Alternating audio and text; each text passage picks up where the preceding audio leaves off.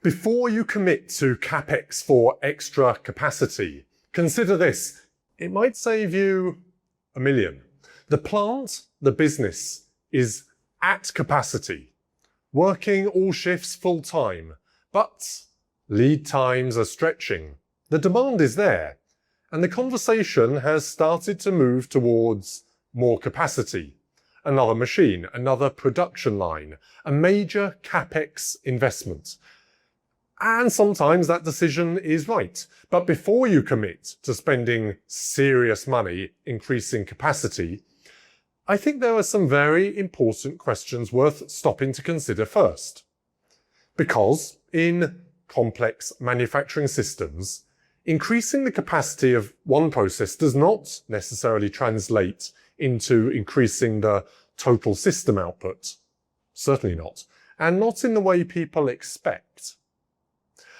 For those of you new to my channel, hi, I'm Lawrence Gartside. I work with high-volume manufacturers to better understand and increase their capacity through improvement rather than Capex.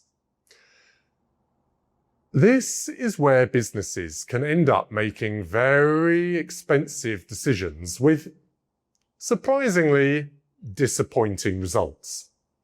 You might have a production line with $1 million of equipment already in place, already running at what feels like sustainable capacity.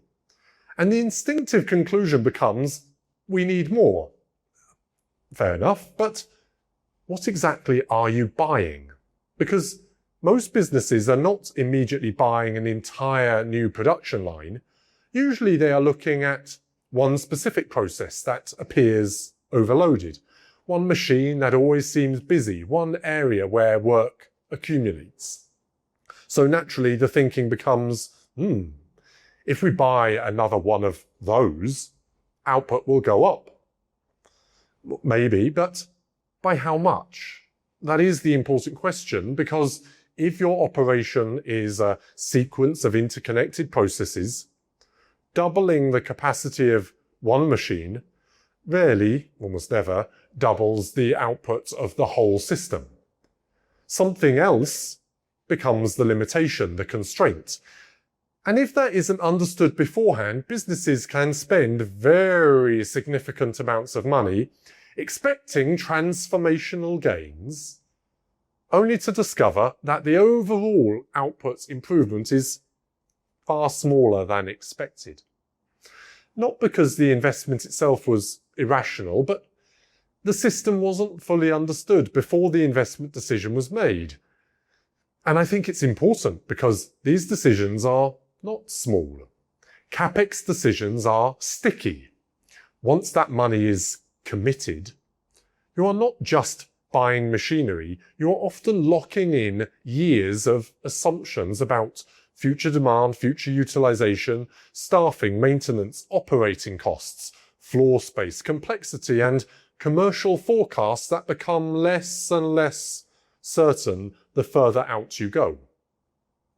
In some cases, businesses are considering investments with a payback horizon measured over many years.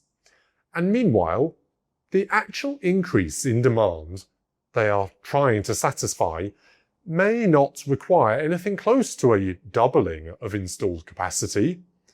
Maybe demand is up 20%, maybe 30%.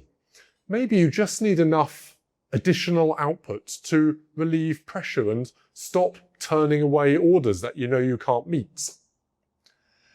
But depending on the structure of the operation, the available investment choices can become very blunt instruments. You end up in situations where the business feels forced to make disproportionately large investments to solve what may actually be a much smaller system limitation. If your manufacturing operations have strong demand but can't keep up, take my free Throughput Unlock Readiness Assessment. It'll take about 3 minutes and it will help you assess whether you're ready to unlock hidden capacity in your operations, or what might still be missing. Link in the description below. So, Before investment, I think there is huge value in understanding the system at a much deeper level, because many operation teams are already genuinely at 100% of their current capacity. The operators are not lazy, quite the opposite. The managers are not incompetent, they are at 100%. People are already working hard, the equipment is fully utilised. This is not usually an effort problem. The issue is often visibility into what actually governs throughput. To understand truly which part of the system limits total output. Not which machine feels busy, not where people complain the loudest, not where inventory accumulates visually. What actually governs the output capacity of the system? To know its real performance profile, its uptime, its availability, its quality losses, its causes of downtime, its causes of lost output. And if you've improved that process significantly, do you know where the next system constraint would move to? Because these are system-level questions, not isolated machine questions. And that distinction matters enormously before major investment decisions are made. A simple example might be a bottling line. Water bottles, drinks bottles. You have bottle handling, cleaning, filling, labelling, inspection, packing, palletizing. So let's say the bottle filler, the bottle filling machine, appears to be the limiting process, and it's already running constantly. Naturally, the business starts discussing another filler, because it is also usually one of the most expensive pieces of equipment in the entire line. But if you increase filling capacity significantly, what happens next? Does the label application process become the new limitation? Inspection, packing, palletizing, material supply, changeovers, downtime, some other place?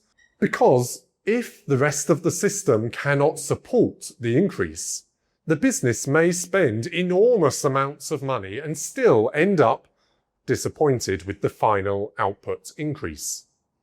And this is why understanding the full capacity profile of the system matters. Not because senior leadership needs to become technical specialists themselves, but because before major, irreversible decisions are made, somebody needs to understand how the system behaves. And in many businesses, there is often far more hidden capacity potential inside the existing operation than the company realizes. Not through pushing people harder, not through more chaos and stress, but through properly identifying what governs throughput and systematically improving around it. Sometimes the right answer is more machinery. Sometimes the right answer is additional lines, more space, more equipment, more investment. But I do think many businesses move towards Capex, capital expenditure, before they have sufficiently understood the behaviour, limitations and opportunities inside the system they already have. And when the investment is large enough, that's a very expensive assumption. So, before you buy more capacity, consider what truly defines the capacity of your system. Are you ready to unlock hidden capacity in your operations? Have a look at my free Throughput Unlock Readiness Assessment, link in the description below.